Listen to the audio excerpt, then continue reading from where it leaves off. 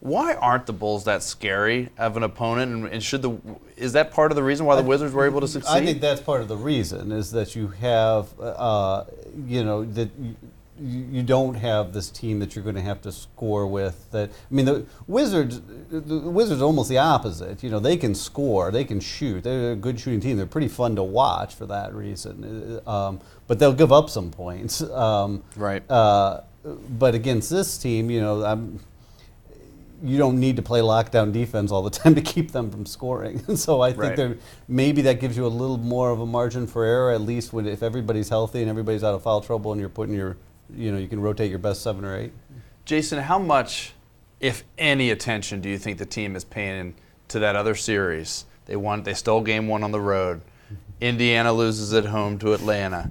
There's all of a sudden an opportunity. I know it's early in the series, but do you give are they keeping a little eye by this evening when game 2 will be done in Indiana? That'd be foolish. It would be foolish, LeVar? Look, I'm sorry. Go ahead. No. I couldn't even you want hold to take that. You take a crack at that foolish. first. No, go ahead, JB. No, go ahead. I just think that would be foolish. It's your first time in the playoffs in 6 years. Right. You have first-timers in the playoffs. It's too early to get excited about that prospect. You won game 1. Right.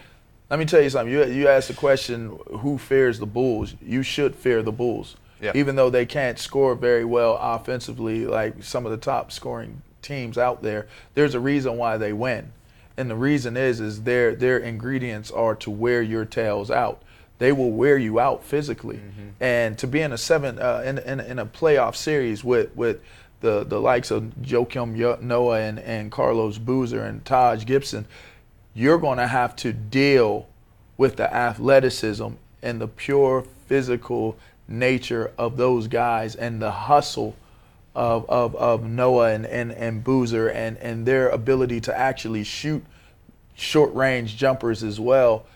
They are the difference makers, and you cannot get comfortable thinking that, okay, we got one game against these guys, we should be good. It's a first game. Right. Now, if you're telling me game 4 and you got, 2 games under the belt and you're in game 4, maybe you think about that, but right now, no way. That's foolish. Jace, you agree with that? It's foolish to look ahead at all and after one game in a 7-game series. Well, yeah, because they haven't done anything yet. It was nice. They beat the Bulls on their home court in the opener, and that was a great victory for them. But you have to win 4 games to advance. And I've seen in history, like when I covered the NBA, when I covered Sam Cassell was a coach on the Wizards, an assistant on the Wizards. I covered him in the playoffs when he was with the Clippers, and they had a game 1 late in that series in Phoenix, where if they had won that series, they were going to go to the Western Conference Championship, and they lost that game, and then they wound up losing the series. So a lot of things can happen in the playoffs, and you don't want to get ahead of yourself.